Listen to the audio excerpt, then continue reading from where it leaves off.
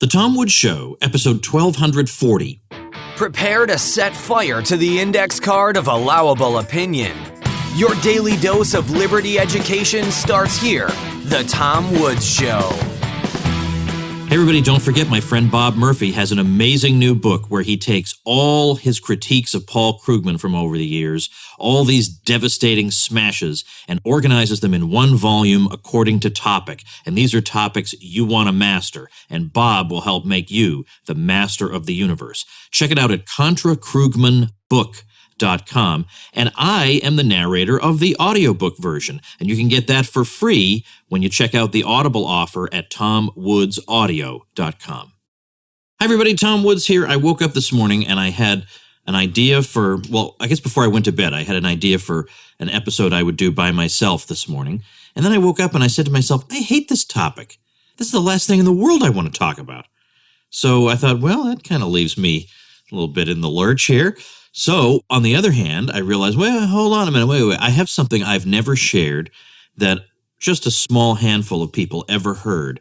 But given that September 15th and September in general, we're really marking the 10th anniversary of the financial crisis from 2008, well, maybe it might be worth playing this interview I did back in 2012 with, I think it's called Wall Street for Main Street podcast. Yeah, that is what it's called.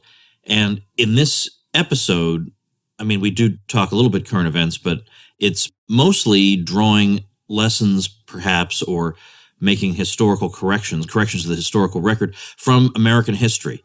And I'm not sure I've covered this particular material all that much on this podcast, so here we go. I think you'll probably like this one, and it's not too long, so it just checks all the boxes. I've been doing longer episodes lately, and I think it's getting a little clumsy and too long for people's commutes. So we got a shorter one today, and I hope you like it. Hi, everyone. This is Jason Burek of Wall Street for Main Street. Welcome back to another Wall Street for Main Street podcast interview. Today's special guest is Dr. Thomas Woods, Jr. He's a senior fellow of the Ludwig von Mises Institute and creator of Tom Woods Liberty Classroom, and he also runs the popular libertarian website, TomWoods.com. He has a bachelor's degree in history from Harvard, and his master's and PhDs are from Columbia. He's authored 11 books, which most of our listeners are probably familiar with, at least a few of them, with some of the popular New York Times bestsellers, including Rollback, Nullification, and A Politically Incorrect Guide to American History. So thank you very much today for joining us, Tom. My pleasure. Thanks for having me. Great. And I'm glad to finally be speaking with you. You're one of my favorite speakers to watching on the Mises YouTube channel since I haven't been able to make it to a Mises event in person. Oh, I appreciate that. Thanks. We have all this stuff going on in the mainstream media, and the mainstream media and the Fed like to run. There's certain types of explanations for things like why we need a central bank and things like that. But according to my research, there were 6 major financial panics from 1873 to 1907, but they were all very small compared to the messes the Federal Reserve has created since. Why did the Fed use these small panics as justification for being created and for further market interventions? Well, I think they're assuming that most people won't know anything about the details of those events. And I think if you were to ask somebody at random, what do you know about the Panic of 1873? I don't think a whole lot of information is going to be forthcoming. So I think from their point of view, it's a sensible strategy. It encourages, it entices, I don't know, I guess it sort of summons a fear of the unknown in the minds of people. All they know is that, gosh, the word panic sounds pretty scary, and I know that the 19th century, at least as I learned in my textbook, was a time of great instability and impoverishment and so on. I mean, that's what people more or less think.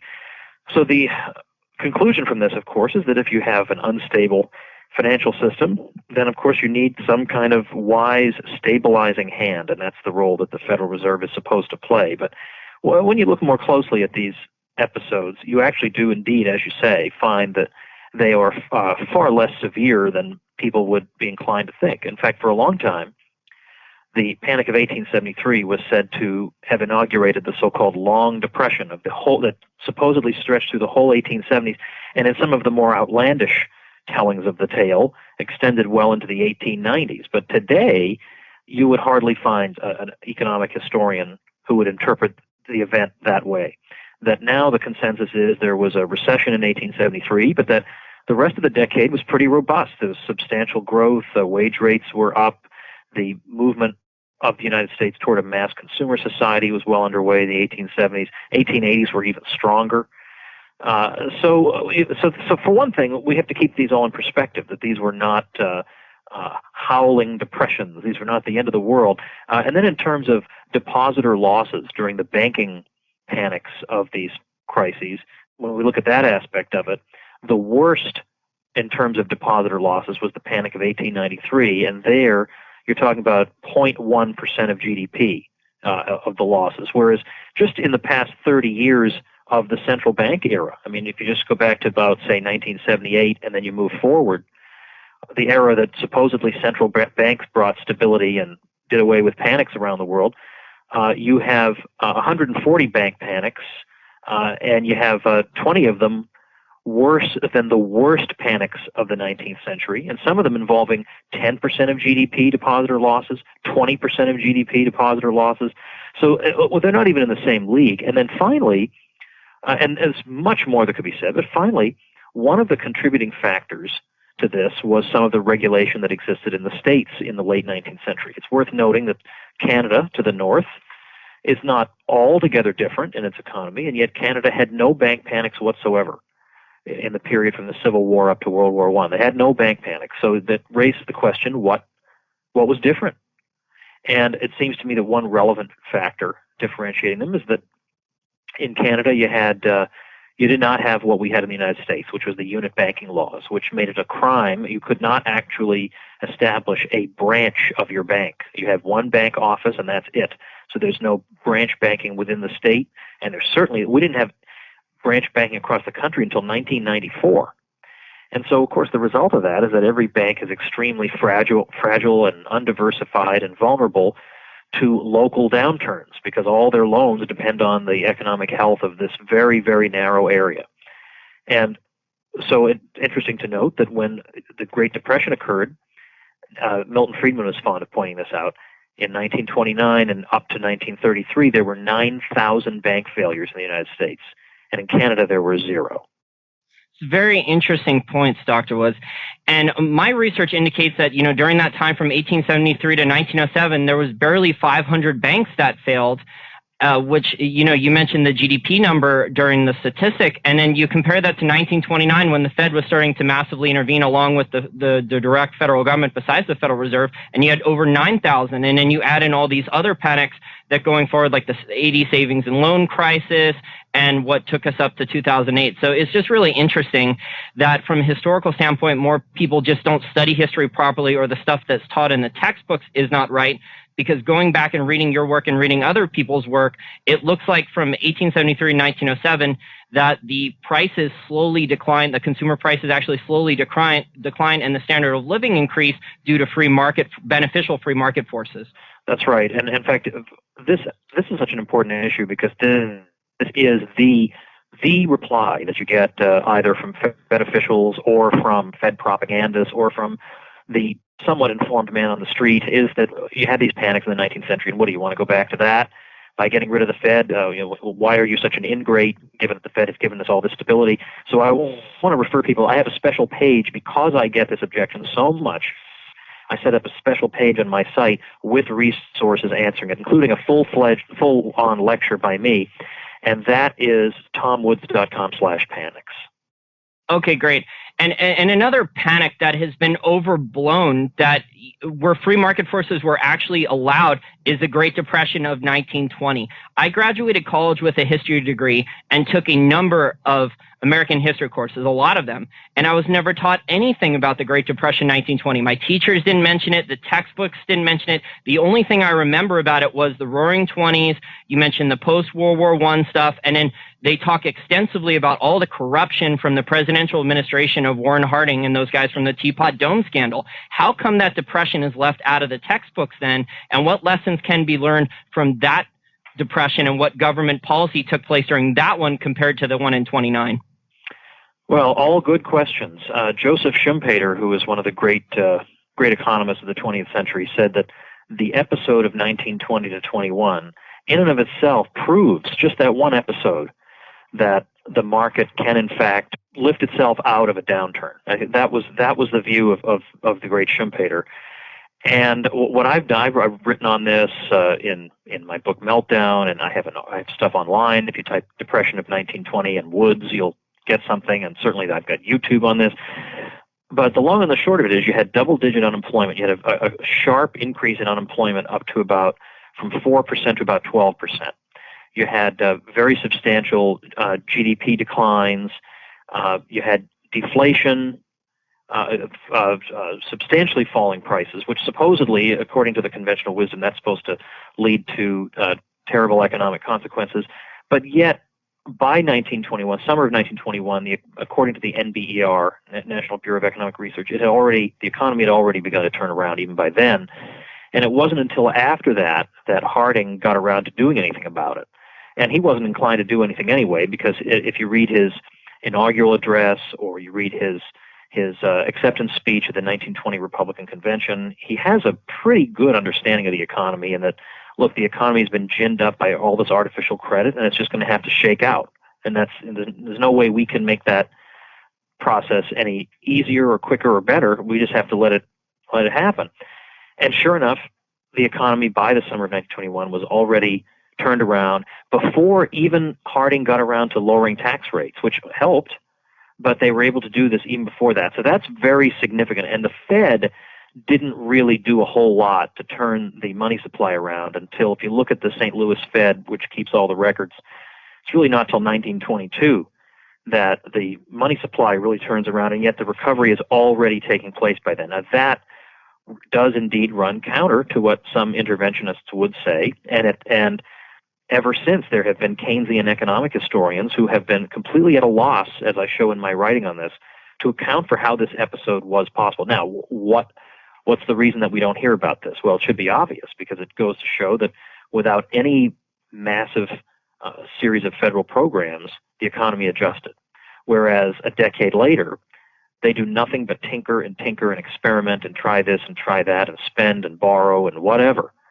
And they still have double-digit unemployment all throughout the 1930s. It's still bad. You get to 1939, and the Treasury Secretary Morgenthau is complaining that unemployment is practically 20% again after everything that they've done. Well, no wonder you want to leave out this earlier episode. I mean, it makes perfect sense from that point of view. Those are completely great points. And the thing about the 1920s that you mentioned earlier when you were talking about it is that the government cut spending, they cut taxes, and this goes against everything the Keynesians stand for, and it worked. And well, that is true. Let me just intervene though on that, because I forgot to mention the most important thing was precisely what you said. They cut spending, which we're told that would be the end of the world, and we would descend into a black hole, never to be seen again.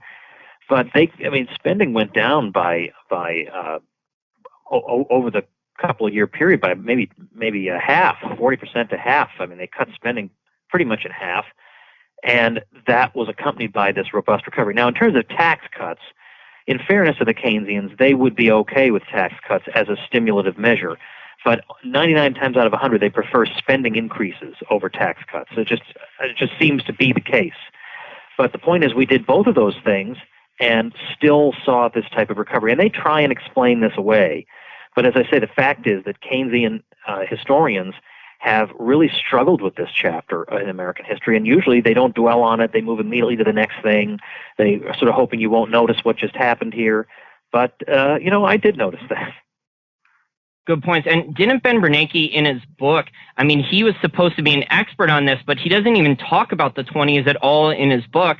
And then you have the Fed during the 20s where all of this gold supply, because we were on the gold exchange standard, the worldwide gold exchange standard there, where the banks could have in their reserves either dollars or pounds or gold.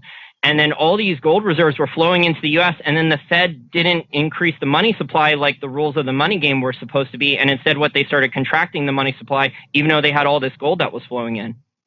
Yeah, there's the real bills doctrine. There's a whole lot of complicating stuff in the 1920s.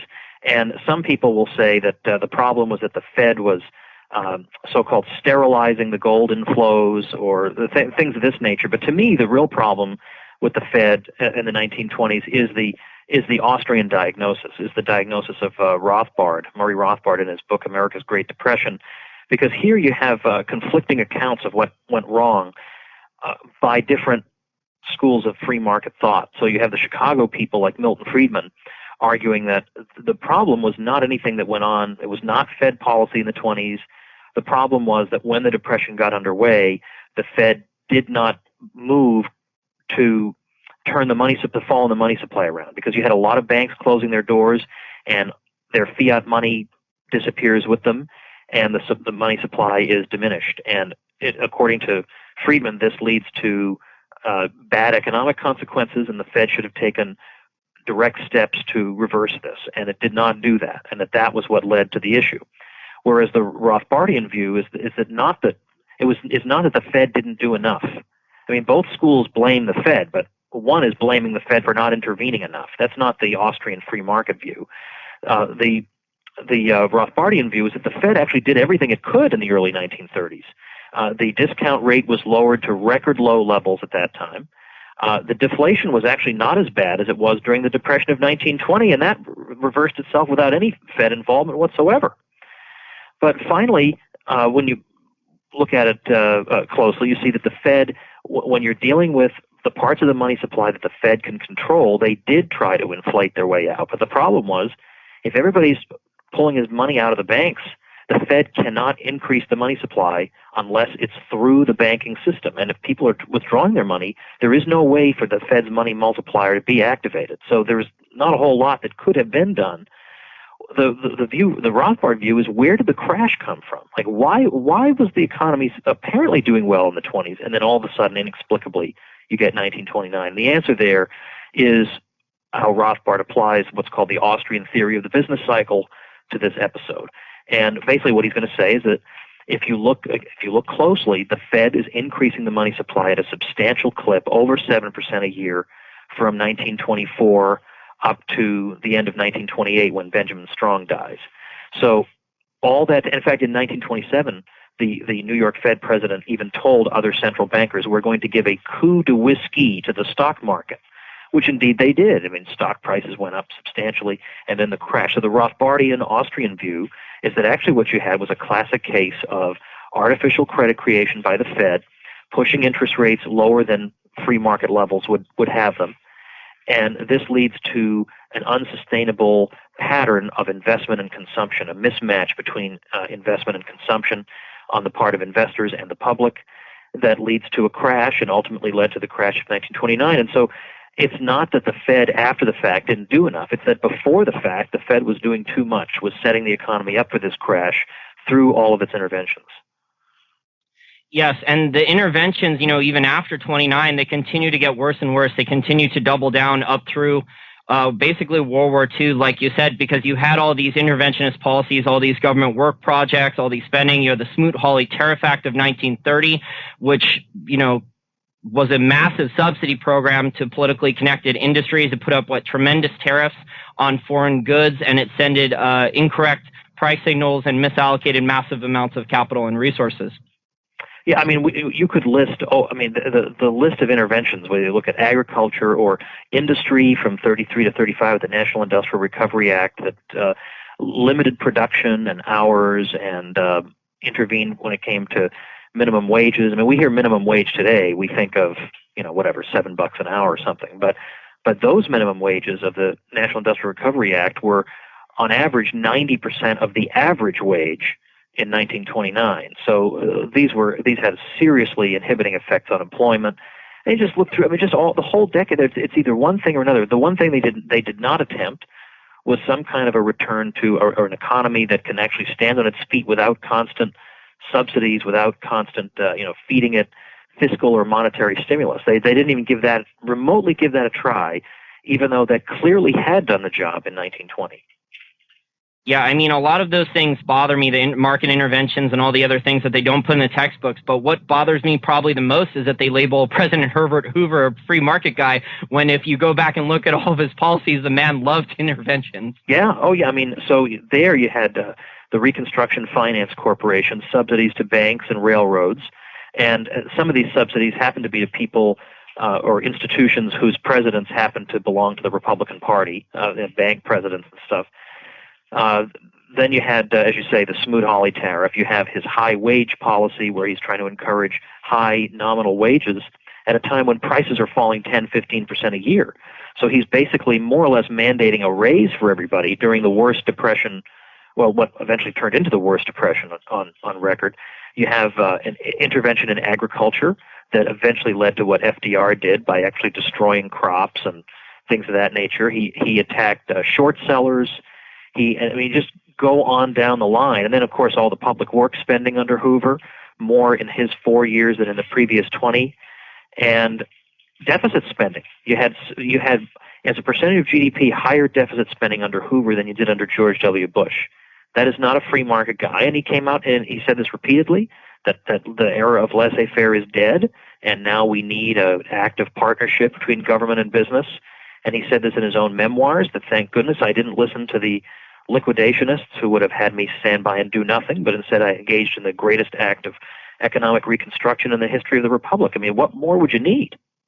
Yeah, and I mean, these guys will come up with excuses and justifications, and what really upsets me, and besides all the other stuff in the textbooks that they don't properly label, is that they always blame it on capitalism. I mean, they do more and more interventions, they create more inflation, they raise the taxes higher on the private sector, they make it more difficult for an entrepreneur like me to grow my business, and then they go and blame everything on capitalism when we don't really have capitalism anymore, because I don't see firms being allowed to fail. Well, that's exactly right, and the problem. Well, one of the things I wrote in my book Meltdown. By the way, the chapter I'm going to refer to is actually available online for free.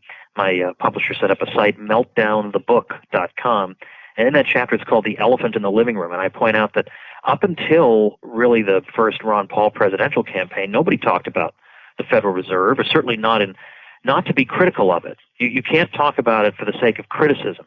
You could maybe say that it should inflate more, things like that, but you can't say that fundamentally there's something wrong with it, or fundamentally it may be a contributing factor to the booms and busts. You can't say that. And so it became the elephant in the living room. We all pretend it's not really there. And so therefore, because it's the elephant in the living room, when it does contribute to boom and bust, when it does give you, for example, a housing bubble, it's the elephant in the living room you're not supposed to mention, so therefore, by default, what's left to blame other than capitalism? But if the Fed is artificially interfering in that market in various ways and pushing interest rates to lows that encourage people to buy more house than they really should have, to make them feel like their asset portfolio has grown in value. Look at how much my house is worth. I better go borrow against my house and go on a fancy vacation. These are not decisions that people would have made if the market had been allowed to give them the right information. Exactly. And you have Congress now, and most people aren't aware of this. Congress continues to subsidize the home builders. So these guys, after 2008, after Fannie and Freddie had already failed, and all these mortgages are being moved onto Fannie and Freddie's books, and they're being covered by the U.S. taxpayer, whether they know it or not. And the home builders are being given over $500 million per quarter in tax credits to basically continue building homes, because that's what the government policy has been basically since FDR. Right, and now the Fed, although it hasn't actually started doing it, if you look at its balance sheet and stuff, it hasn't actually started. But quantitative easing 3 is supposed to again stimulate the housing market by lowering interest rates on the long end of the yield curve, by lowering the 30-year mortgage rate, and then that'll stimulate housing and stuff. But of course, we've had a lot of artificial stimulation of housing. And that was more or less the problem in the first place. And in fact, earlier this year, there was a proposal in the Washington Post by the horrific Ezra Klein, who suggested that what we ought to do is have Ben Bernanke for 1 year say, look, we are going to do everything we can to push the 30-year mortgage rate down to 2.5%. And that will stimulate housing, and that will stimulate an overall recovery. And that was Klein's proposal. But as my friend Bob Murphy pointed out, well, if everybody knows that this is a 1-year policy, for 1 year you can get a mortgage for 2.5%, anybody who's even remotely considering buying a house anytime in the next 10 years will buy it during that 1 year. So during that 1 year, you will get stimulus to housing, and you will get a spike in prices, and it'll look great. And then at the end of that year, it'll tank completely, and all you will have succeeded in doing is created another housing bubble. And incidentally, with housing prices coming down, you would think these people would be happy about that. These are people who have been calling for affordable housing year after year. Now you finally get affordable housing, and they treat it like Godzilla has returned to from the movies. Yeah, the Keynesians don't like lower prices, period. What they want to do is just keep giving credit to people who really can't even pay back the credit. So you look at the student loan bubble, that's been blown up, the housing bubble. I mean, the Keynesians are really just good at giving out credit and then mopping up or blaming it on capitalism and then devaluing the dollar and finding another bubble to blow up. Well, I think you're right. And ultimately, you are going to have to, ultimately prices are going to go where they're going to go. Whether it's housing or anything else. And you can either let them go where they're going to go, or you can put people through more and more misery and create more confusion and divert more resources and insert more white noise into entrepreneurial calculation. I mean, those are your choices. And it seems to me, let prices go where they're going to wind up anyway, even after all this stuff. Well said. Thank you very much for your time, Dr. Woods, and hopefully we can have you back on again soon. Okay, great. Thank you. And that will do it for us for today. Next week, we've got a bunch of interesting things going on, but our friend Brad Berzer has a book in defense of Andrew Jackson. And I'm not a big Andrew Jackson fan, but I am a huge Brad Berzer fan. So that will result in what I hope will be a very fruitful conversation. So a lot to look forward to next week. Make sure you subscribe at tomwoods.com/iTunes. I'll see you later. Become a smarter libertarian in just 30 minutes a day. Visit tomwoods.com to subscribe to the show for free, and we'll see you next time.